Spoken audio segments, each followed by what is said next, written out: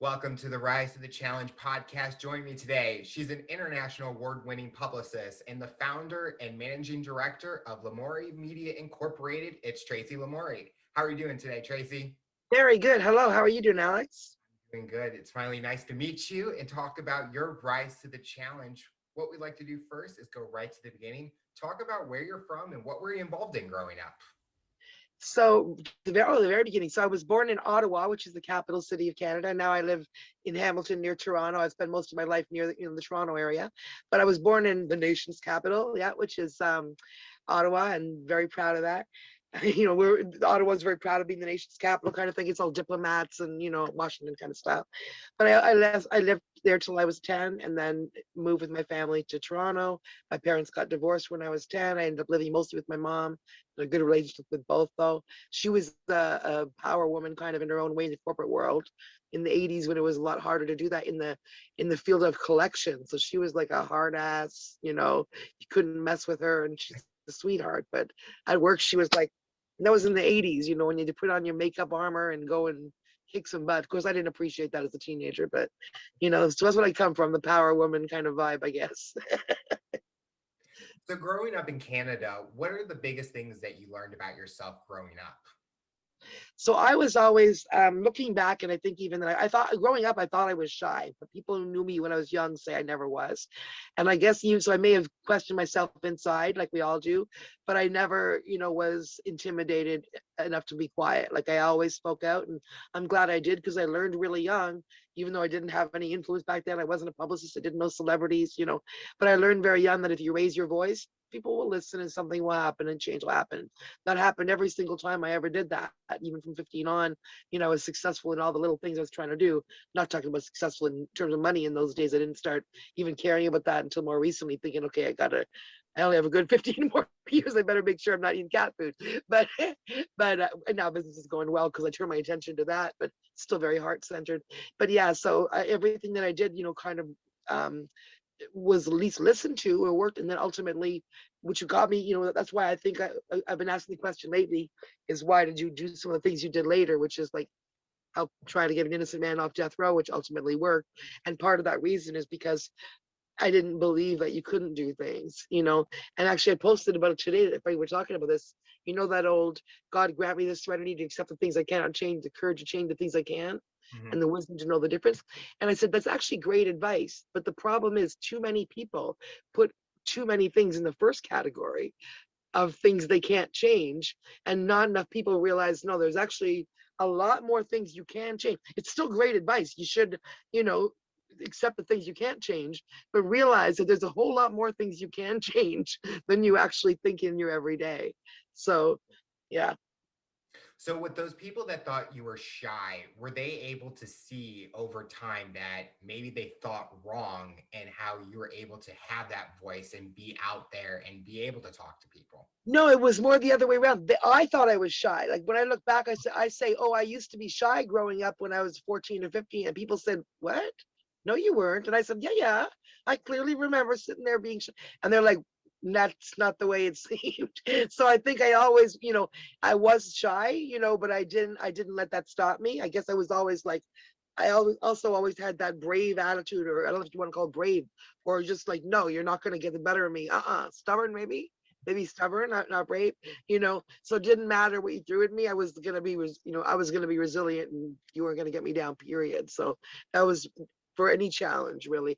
And I remember, I don't think of it in those terms, obviously, but I remember when I was 15, my best friend's mom said to me, one day, actually two things. I guess I did show, like some adults noticed that, because my best friend's mom said to me, yeah, I noticed you just keep on going. You don't, you have a lot of bad things, like, not a lot of bad things happen to you more than anybody else, but teenage stresses. And she's like, you don't let things get you down. You just like, I noticed that. I was like, oh, okay. And then also another thing, when kind of relate to that too, is my parents got divorced when I was in grade 9, right? still maintained a good relationship with both of them. So it was upsetting. Kids are upset, obviously, but I mean, looking back, it wasn't like devastating to my life. At the time, it felt like it, but however, that same year, my grade 9 English teacher apparently said to my mother when he met her in teachers, parent teacher, he's like, oh, it was the first time he knew what the situation was at home, that it was, split up family. He's like, huh, he goes, normally I can tell with kids in the class if they're from a family that's like split up or a family that's not. He's like, I literally had no idea with Tracy. So again, I didn't know what that meant then, but I guess looking back again, I was just like, whatever, resilient, I guess. But I think a lot of that was I was a reader, and I read in Psychology Today a few years ago that the best escape truly is reading.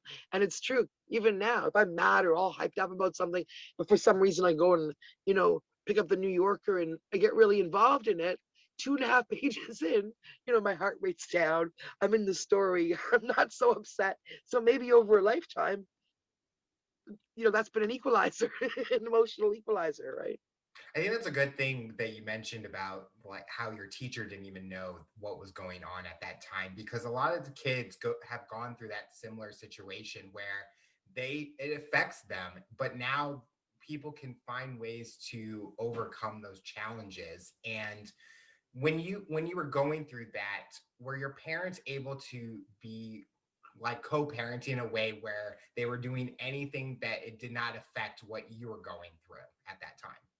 Yeah, like I remember they were pretty good about keeping any kind of, negativity away from me. Like I knew they were, you know what I mean? I knew what the situation was, but it wasn't like a game playing thing where people are like using the kid to this or that. I was able to go see my dad all the time. He actually, so from a parenting perspective, thinking about it back, he actually, when they split up, he took a place pretty near to us so that I could still walk to his place from school, his new place after school. So it was different. I hated that my parents split up like any kid would, right? Obviously. But in terms of looking back, it wasn't deeply disruptive looking back. It felt like at the time, oh my God, how could you guys do this? Like any kid, because all you care about is yourself.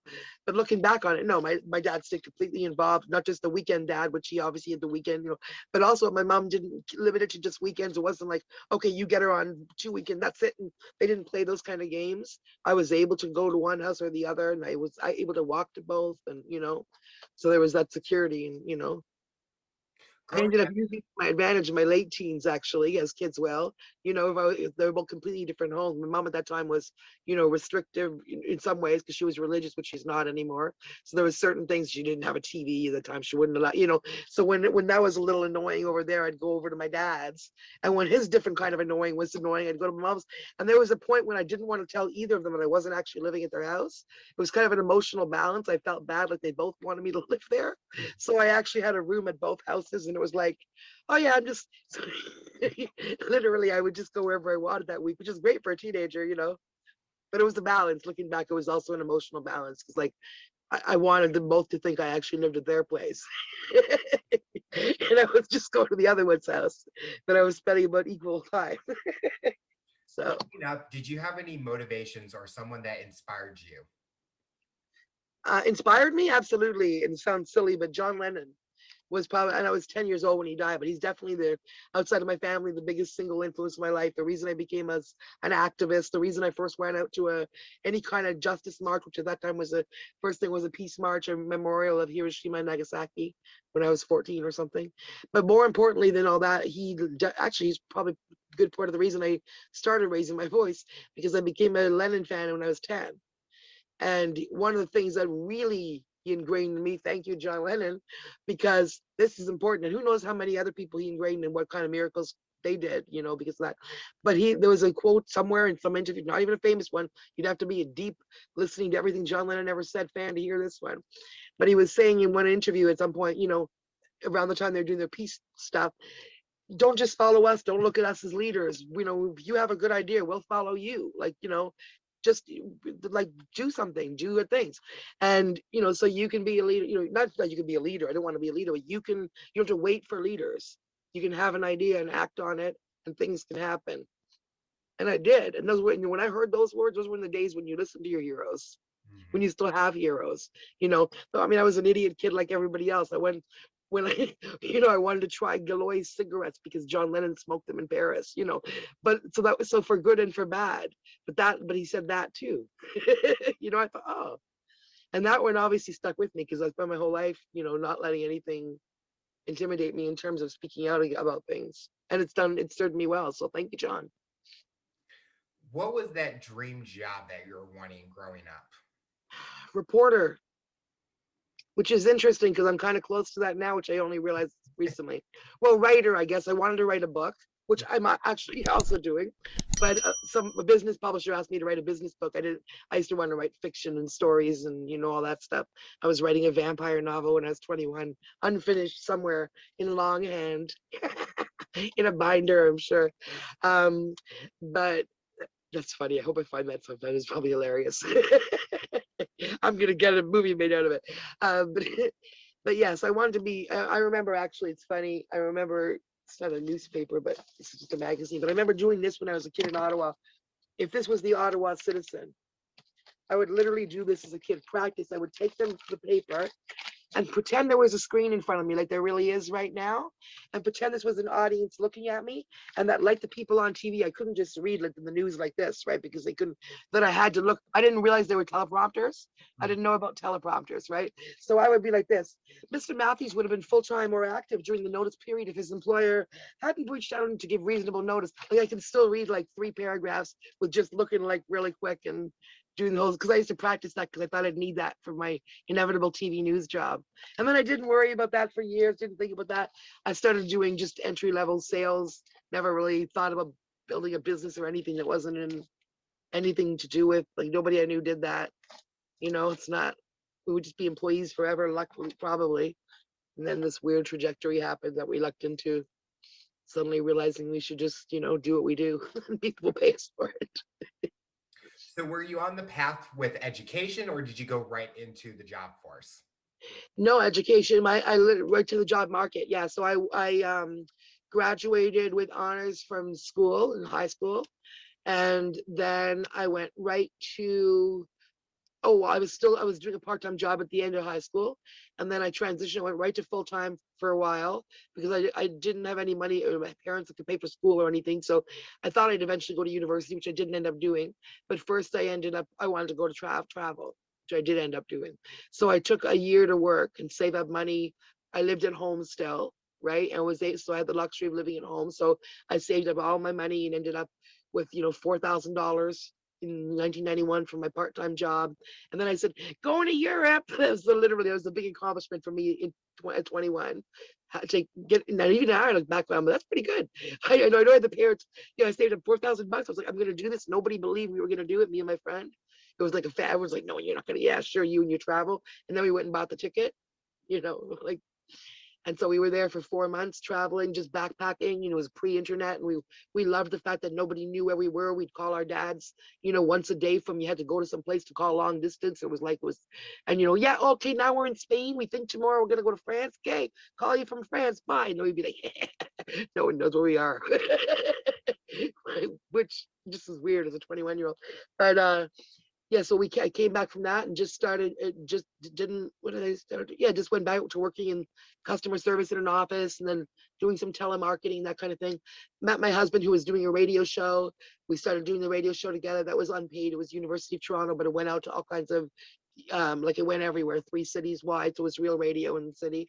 And we could do whatever we want. What we wanted to do was activist stuff. So we would talk about anti-racism stuff and social justice stuff and just all those kind of things that we still care about. And then that opportunity ended just for whatever reason. Oh, actually, they gave us a midnight slot and they wanted it to be all music. And we were like, yeah, we'll stick with the social justice. And we walked away, pretty much what happened.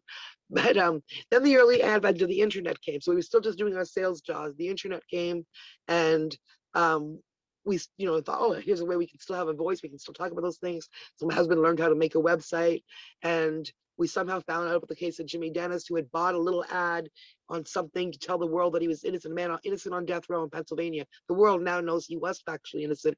It took 20 years, after that, but he was released in 2017. So just everyone knows now. But back then, we were just a couple of crazy kids who believed this, and a few other people around the world who believed this was going to make a difference. And so my husband made the webpage. We didn't have any communications background, any legal background. So how can we help? We need to get it out there. So I literally learned on the Alta Vista, the precursor to Google, to make to learn how to write a press release. And from that, it got a certain amount of attention. Then we got more attention just generally doing a deeper dive into the death penalty, to the point where my husband and myself, with no legal experience, again, no major media experience, just literally on the strength of the communications that we wrote and what we were doing on the internet, got on MSNBC, Court TV, A&E, CNN.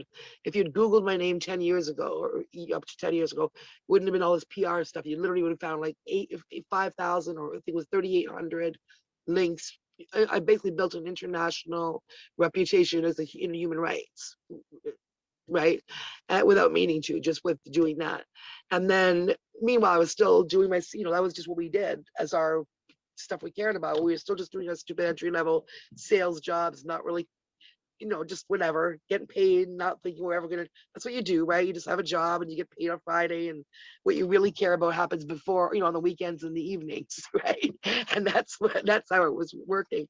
And that's how it kept on going for another, 15 years, until 2 years, before Jimmy got out. We knew by then, because the judges had already started ruling our way, and the prosecution was still fighting it, and they do what they do and all. But we knew by 2014, 2015 that okay, so he's getting out. We thought it was going to be tomorrow. We would have been shocked to hear it was going to be another 2 years, but we knew by then he was getting out. So it had nothing to do with like that, really. It was just one day I was literally sitting there, had a light bulb moment like this at my desk, that I don't want to make another 25 calls for something I don't care about right now. I really don't. And like I was saying the other day, ISO 9000 is awesome and everything. I'm sure it's important, but it's not a personal passion of mine. So like, hi, this is Tracy calling. Yeah, no, I've done that enough of that. But it literally occurred to me, I was like, oh my God, I've literally, I've got us on CNN, MSNBC. I know how to deal with media. It's all these things that are a mystery to other people I've been doing for 15 years. I know how to write a press release. I know how to communicate with them. Wait a minute, don't people pay? Isn't that a publicist? So I literally decided that moment, yeah, I guess it's my publicist. I have a 15-year record of being a publicist successfully for this not-for-profit that I created, by the way, But meanwhile, I'm just sitting here doing entry-level sales jobs. It's ridiculous.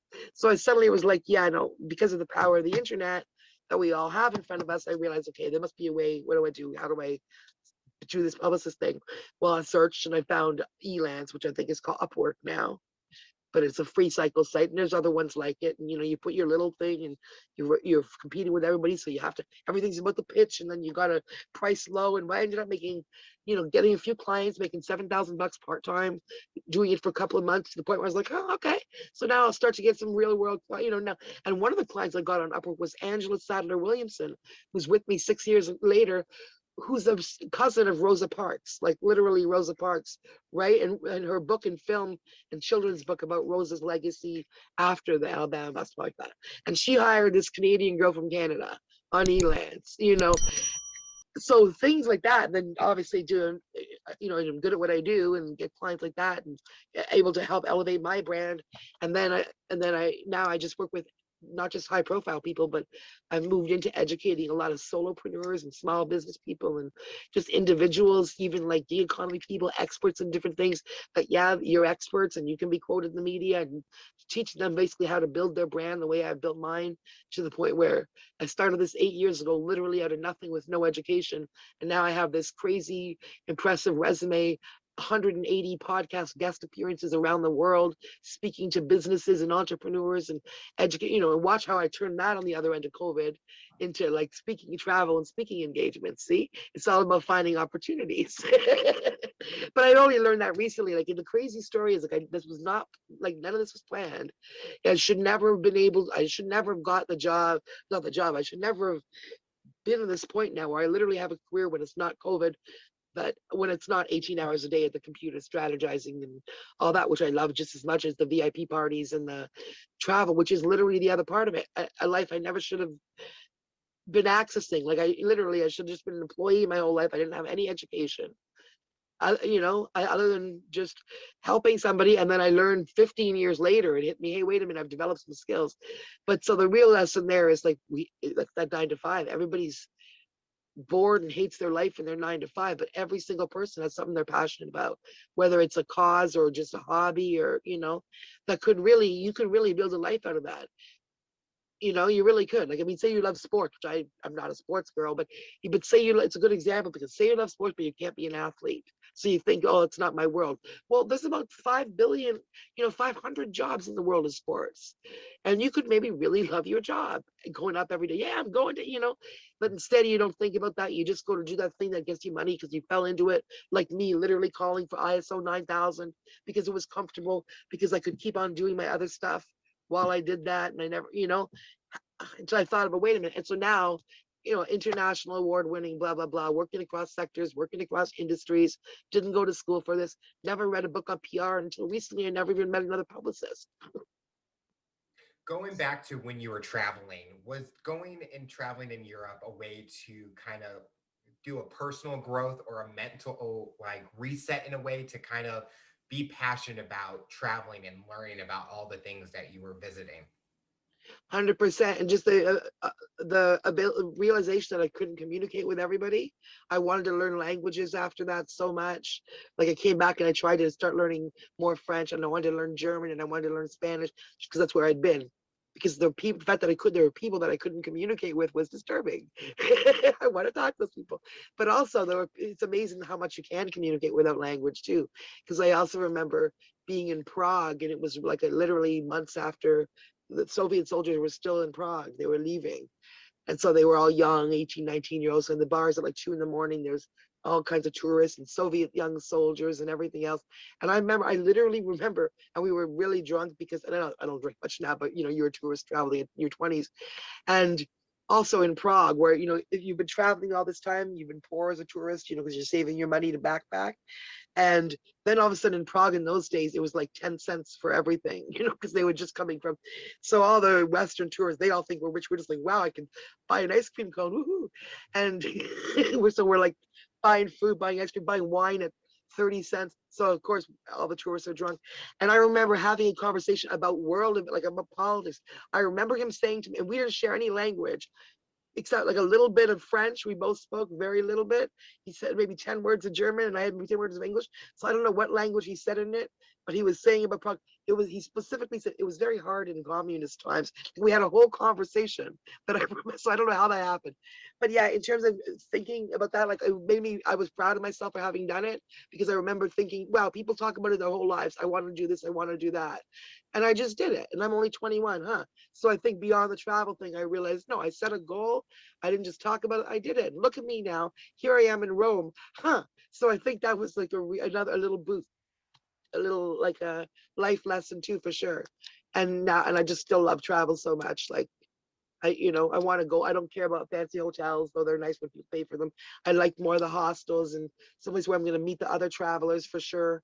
Just like when I was 20, because that's half the experience, is meeting the people from other places. And, yeah.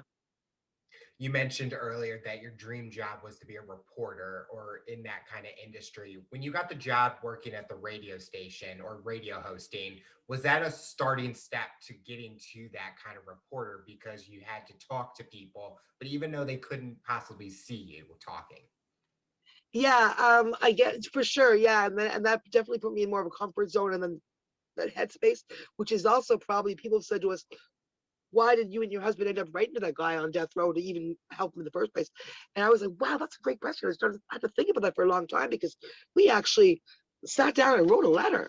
Like, we didn't just send an email. We sat and wrote a letter and then mailed it and put a stamp on it and then mailed it to death row and said, okay, so how, and so that's a big jump. And so why did we do that? Well, because we were activist minded, yes, but also the other key, because we were kids and activists, we could change the world, but also we had recently had that radio show. So we were still in our mindset about gathering information, right? So we saw that, as much as we were activists, we were also like, huh, how innocent can this guy be? Like, let's check this out.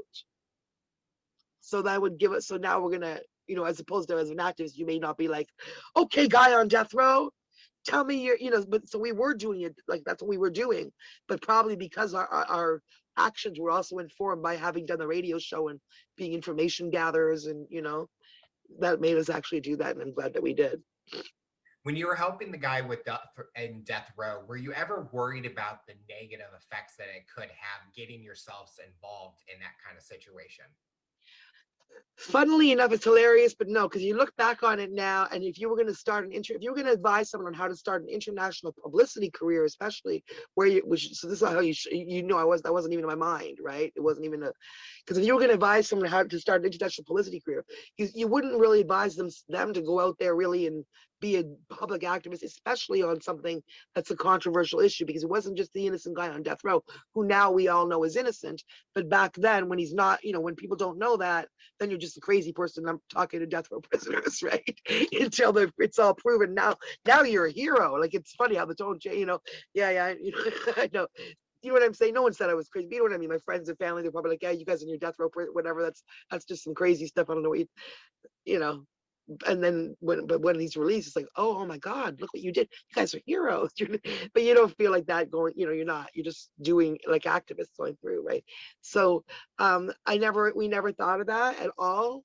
We were doing the, beyond Jimmy Dennis, the innocent case, we ended up talking about against the American death penalty, again, on A&E, on CNN, on MSNBC, on Court TV, fighting with Nancy Grace, my husband, okay? So we put ourselves literally right out there, and we didn't care. The American media called us feisty. They called us, it was always with respect, though. We always got our points out, and even Fox, like my husband was challenged on Fox, he nailed them so good, not even without, with just perfect PR precision. Like, I couldn't have written it better now, that it was the next time they didn't ask him that question. You know what I mean? So we learned, we just learned all that stuff by fire.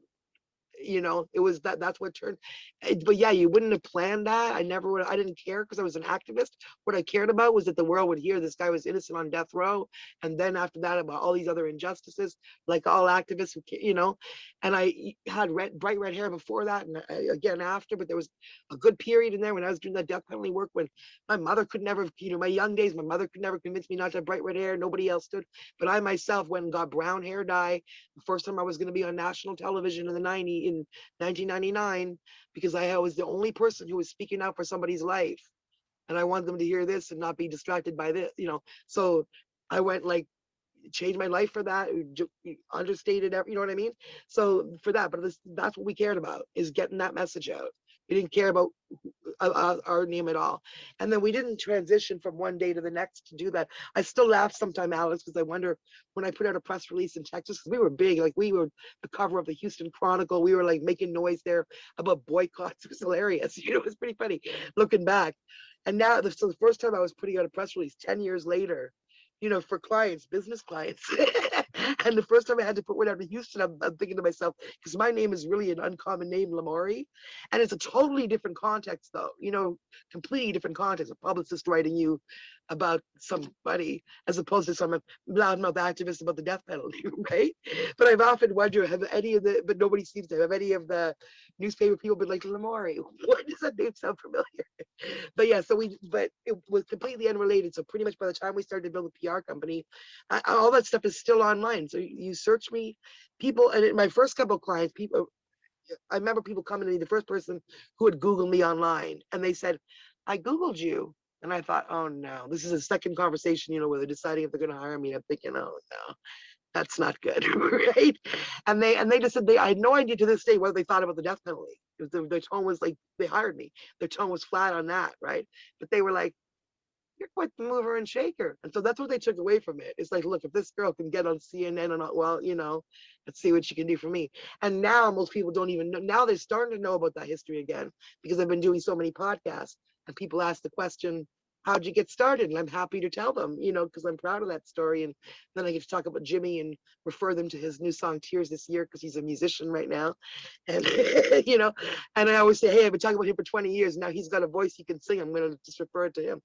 But, so I'm now a lot of people that have known my work as a professional publicist on all these stages, all these years, they have no idea about that. And I forget the people who add me on the socials in the last year or two, they don't know anything about that. And then once in, I'll suddenly post something from Jimmy Dennis, who was 20, here's Rolling Stone magazine quoting me about the 20-year story. And people are like, what? And I'm like, oh yeah, that's a big thing. Have you had moments where clients would research you and they find out about those things that you got involved with or the things that you're an activist about, and it kind of took them away from wanting you as their publicist? So probably most of those cases, I mean, I wouldn't hear from those ones. They would just go away, right? So I'm sure there have been people like that that looked me up and said, yeah, and whether that history or, they don't like that I'm a cannabis advocate, or they don't like the red hair, or who knows, right? They don't like the glasses, or, so those ones I wouldn't hear from, because they wouldn't message me and be like, hey, I was going to hire you, but screw you. They would just not hire me. But instead, the people that I do hear from that hire me, and I got no shortage of clients. I've never had one day where I haven't had a client. And now, these days I have an overload where, like seriously, if I lost 10 of them, it wouldn't affect my workload, or, not that I want to, I love them all. But you know what I'm saying? It's like, so it doesn't matter. But so I'm the ones that I have heard from in the context of that, the ones who have mentioned that have either said, they either admire it hugely, like it's actually brought some major high profile clients to me because they like, and again, they don't tell me where, I assume they're gay stuff, they don't tell me where they stand on the issue, but they see my heart on the issue, that I'm passionate, that I'm heart-centered, that, so I think it's actually got me clients. I mean, it certainly hasn't hurt my success. I'm more successful than 90% of the publicists I know. I have a better public profile than, so there's no way it's hurt me, If it's lost me some clients, so be it. Those probably wouldn't be my people anyway. I think it kind of also, you can compare that to where people in friendships, in a way, where people are vocal about things that they're passionate about, and you haven't let those things stop you. You're vocal about the things you're passionate about. And if people don't agree with it, you kind of just, it's a growing experience for you. And you're still going to be who you are as a person. You're not going to let someone change you based on what they're saying. And it shows in your character and how you've been able to win awards and people are recognizing you. So it shows that you're being the true inner self that you want to be. Thank you. Yeah, that's important to me. I mean, like I say, I never want to, that's what success, that's what I, I'm not money set. I'm trying to be focused on that now. I'm running a business. Like my business consultant says, you have to act like you're the head of a business, a corporation that exists to make money. It's not, so I'm trying to get my head around, but in generally, I mean, if I was money, I'm smart and savvy. If I was super money centered, I would have been a millionaire like when I was 30. Like my dad told me at 29, he literally said, if you guys spend as much time building a business, which wasn't even in our frame of mind at the time, we weren't even thinking of that. He said, if you spend as much time building a business as you guys do with all this death row stuff, you'd be a millionaire by the time you were 30. And I literally thought, yeah, you know what, Dad, you're right. That moment I thought he was right. But I'm like, but you know what? I'm sorry, but I'm not really focused on that. You're right, though. Good point. And now Jimmy Dennis and I laugh about that sometimes because he's in court now, to try to get his money that they owe him for this wrongful conviction and innocence, 25 years. And they're fighting tooth and nail because that's what they do in Philadelphia. And but we always laugh. He's always like, oh, we're going to get our money. And I'm like, it's not our money, dude. I didn't spend 25 years on death row. Like, it's nice that you want, he feels like he wants to give a little bit back to everyone who helped him. And, we're always, and then one time I was joking, I was like, but if I ever took a penny, it would literally be just like I could say to my dad, there you go, Dad, you happy? That particular thing made money, as well as the fact that I'm also making my own.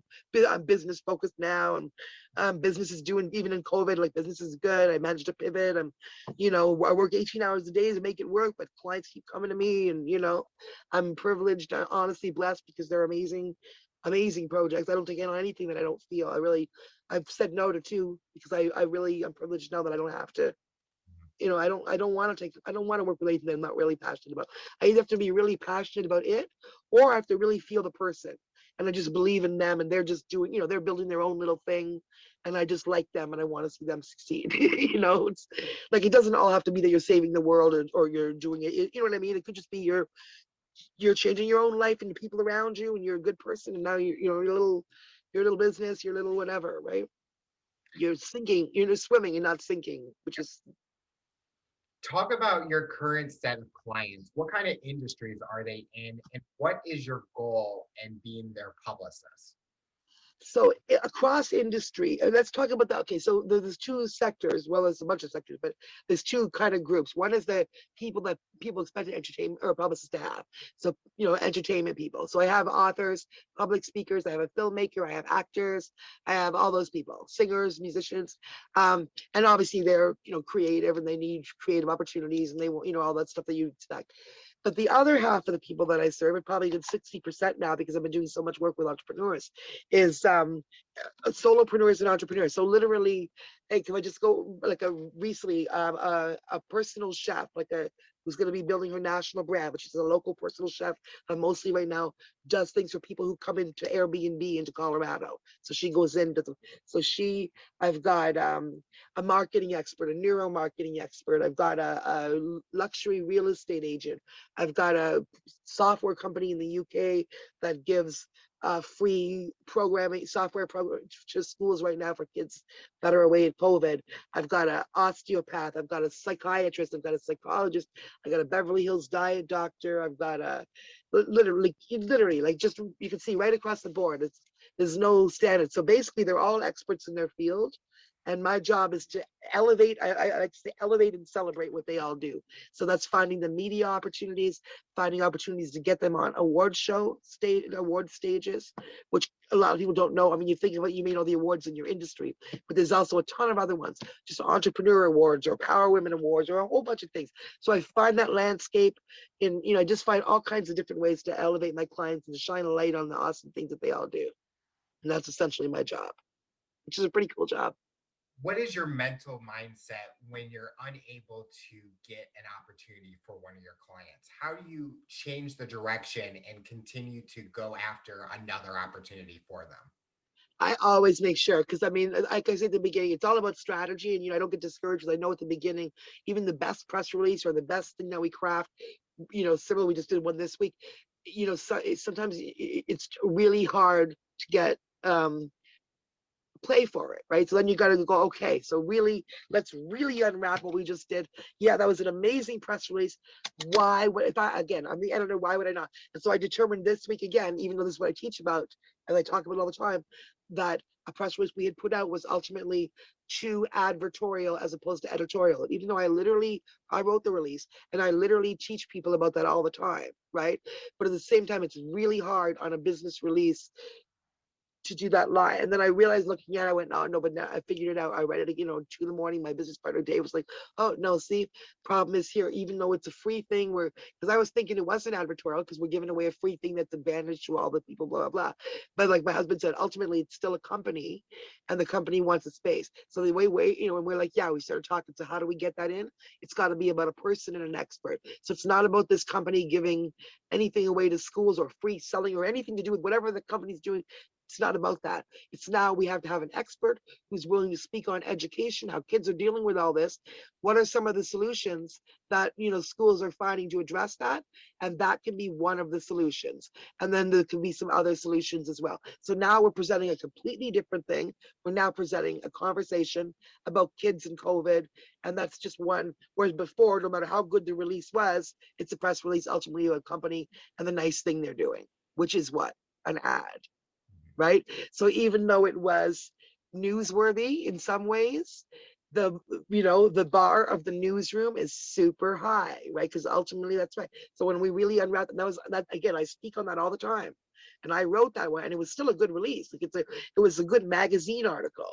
But in terms of a release to generate the attention of the BBC doing an interview, so now we're doing a second one. So that's how we just sit there, we unwrap it. Was it us or was it? And sometimes it's not. Sometimes it could be you could have done every single thing perfect, no perfect, but it's still the newsroom has other things going on, or they've just done something like that, so you can't always, and you just have to. It's about managing your clients' expectations too. So they realize, if I don't own the New York Times, I can't promise to get you in the New York Times this week. What I can promise you is my strategy, my savvy, my writing. If I don't get you in that, I'm going to get you in Reader's Digest or this. We're going to find something that's going to ultimately get you closer to your goal. So my goal is not any one particular result, but it's a general collection of results. And by the end of their time with me, like one client, We've had a month together now, but I'm still waiting on some of the results. Some of the things I know are coming in, but he hasn't been able to see the result because it takes some time for some of them. He's not complaining at all. He just said to me, "When does our month end?" Because most people take a 3 months, and he started with a 1 month, which is usually more for an event. And I said, "Well, actually, it ended 7 days ago, but I'm waiting on some results. I'm not even going to tell you your month is over. I'm not going to ask you to renew, or either consider renewing or say goodbye until I'm happy with the results. You don't know what to expect. I do. He's never had a publicist before. You know what I mean? So I'm like, so I said, so actually your weekend, your time ended a week ago, but we're taking it to at least to the end of February. He's like, oh, and I'm like, yeah. And then, because by then I'm going to see those results that I know are coming in. He's going to be happy. I'll be like, now your month's over. It's up to you. You can walk away, come back another time, or you can feel free to renew, and chances are he'll renew. Whereas if I just say, oh, you're done a week ago, from his perspective, he hasn't seen the articles yet. He will soon, but so no, I'm going to get more, give him another 12 days, whatever. It's going to come back to me, right? So I'd rather give more, than being strict on everything. I'm not very business minded. So this is where someone would say, oh, no, they're done 12 days, but I find it works to also be people centered. And also, obviously, know your own worth and be careful, because some people will take advantage of you when they're not even meaning to. They're not even trying to. But if you just don't mention that it's too much, then they'll just keep on going, right? So you sometimes have to set your limits. But at the same time, yeah, you can't just be, it doesn't work for me to just be like, okay, we're done.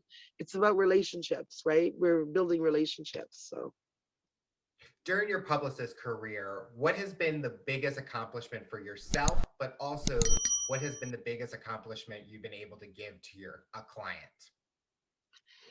okay. So we're talking about that career. So after the Jimmy Dennis thing, so I think my accomplishment for myself is I would say the whole thing is building my own brand, not for my brand, but because whatever I do for my brand, it opens up more doors, right? So the more I can elevate myself, absolutely, the more it benefits every single client I have, because then I'm walking through more doors of all kinds, and I'm bringing them all with me, wherever it's. So yeah, I mean, and my clients tell me all the time. I've had clients tell me literally that I made their childhood dreams come true, because they had secret dreams where they never told anybody. They always wanted to be the one that was quoted in these magazines, but they never thought it could actually happen. So they never said it until they were quoted in Reader's Digest, and then they confessed that was always one of their dreams, And then another client that I've been working with for 8 weeks now, but at the 6-week point, she said, "You've literally changed my life and my business." And I thought, I heard a lot of accolades, but that was over the top. So I thought, what do you mean? Well, she's in the middle of just past pre-seed funding, which was successful, and now they're getting funding.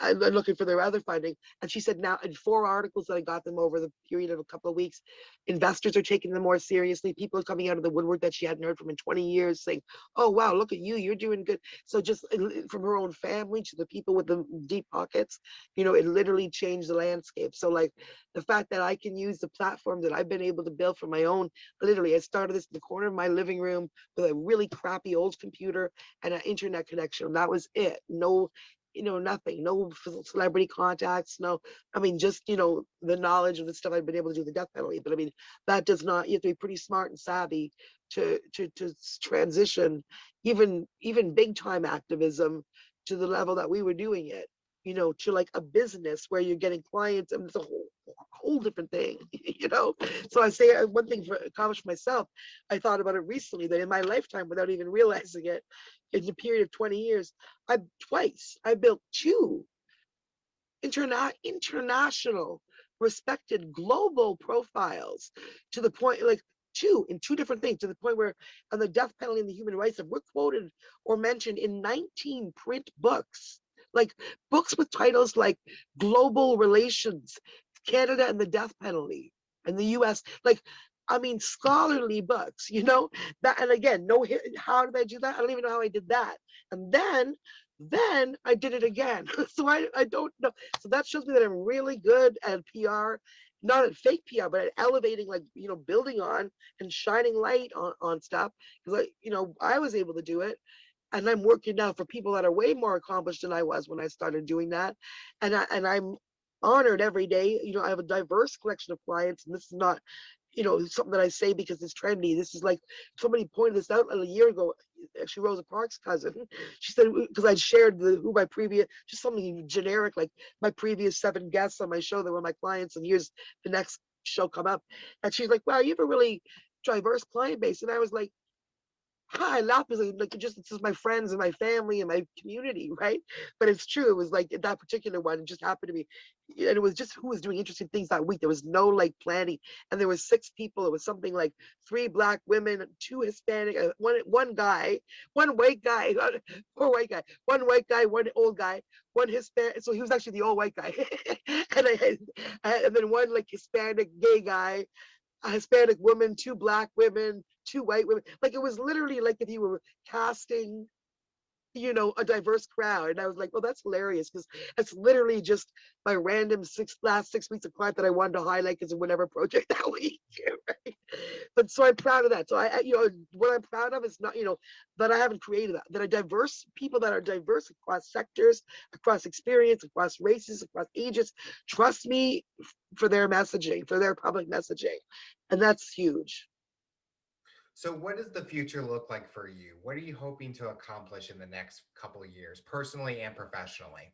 So my 2 big things, one is becoming a job creator, because I know like I could get 100 more clients right now, but I can't serve all those clients. And so now that makes me feel like I have a responsibility because I can actually bring work in.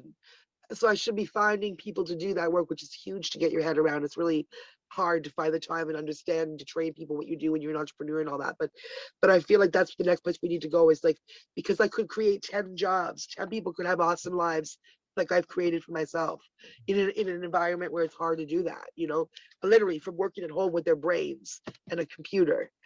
Right? How awesome is that if they're the right kind of mindset, the right? So I would like to get my head around, now that we've incorporated, figuring that scary thing out, that whole employee sick whole thing. I got to figure out. And other than that, I think I found out, that I'm really good at, or at least I should say that entrepreneurs and these podcasters and executives, when I have these speaking engagements, there's really saying they find a lot of value in it. Like to the point where a lot of the, when we talking entrepreneur stuff on these podcasts, they're all like super excited at the end. A lot of the podcasters are not only they're hiring me, they're saying great things. They're really saying that it's stuff that they needed to hear. So now I'm wanting to, like I said, segue that. I'm thinking, I'll never stop doing what I'm doing, but maybe I'll stop doing it, for 18 hours a day, and I'll do it for like 6 hours a day with 10 clients instead of 40 clients, just like a particular, like lower my client number base, who I'm personally serving personally. And by then hopefully I'd have a staff, and then have about half my time be speaking and educating other people on it, whether it's people, because you don't need 5 years in school to go to PR. I'd love to educate people who might want to do what I do about how about you skip the 5 years in school and I'll tell you what you really need to know. And then you can just start like I did, get a couple of clients, and boom, guess what? You're a publicist, right? Other than go to school for 5 years and you get out and you don't have a single contact or a single connection and you just know how to write a press release. And, I don't really know where to go with that. But so I'd like to teach people that, like, but also, speak more on, to speak to entrepreneurs and executives about how to use PR or use media opportunities to build their brand, and and speak to marketing people about how to use some tools for the publicist tool belt. So I'm hoping that on the other side of COVID, I can maybe spend 25% of my time in speaking, being paid for speaking engagements, hopefully in places, with palm trees, because I've been missing the travel. I'm telling you, Alex. I can agree with that also. I'm trying to be strategic here. The final question I'll ask you, based on your journey and experience, for someone that's listening to this interview, what tips or advice would you give them to overcome obstacles, accomplish their goals, and rise to the challenge? So I always say, and here I'm going to go back to quote Jimmy Dennis, because when a guy he spent 25 years innocent on death row says, never, never give up. Seriously, consider that. And that's lyrics in his latest song, Tears This Year. But I answer that too, because sometimes he has hard times too, like we all do, and PTSD and struggle and everything. And so I say to him and to all entrepreneurs, this works for all of us, we didn't get this far to only get this far. You didn't get this far, only get this far. So honestly, whether you wanted to jump off a bridge yesterday, but you didn't, or whether you are lauded and applauded and things are going well, whether you're where you want to be, or whether you're like stuck and you feel like just what's going on because this year's been crazy, whatever it is, you've got, whether you're still here, you've gotten through it all. If you're still in the middle of challenging, honestly, especially to those people who are really still in the middle of challenges, where all this, you know what I mean, where they literally got through yesterday, but it was hard. Mhm. You got through it. You did not get this far to only get this far. You didn't get through all that crap and all those people and all those idiots and that hard time. You didn't make it through that hard yesterday to get to today, to not get to tomorrow. So that's what I like to leave people with right now. You did not, you personally, listener, did not get this far and deal with all that to only get this far. So keep on going. Well, Tracy, I want to thank you so much for coming on the show to talk about your rise to the challenge. We're excited to see what the future looks like for you, and you're inspiring people every single day. Thank you, Alex. Great show.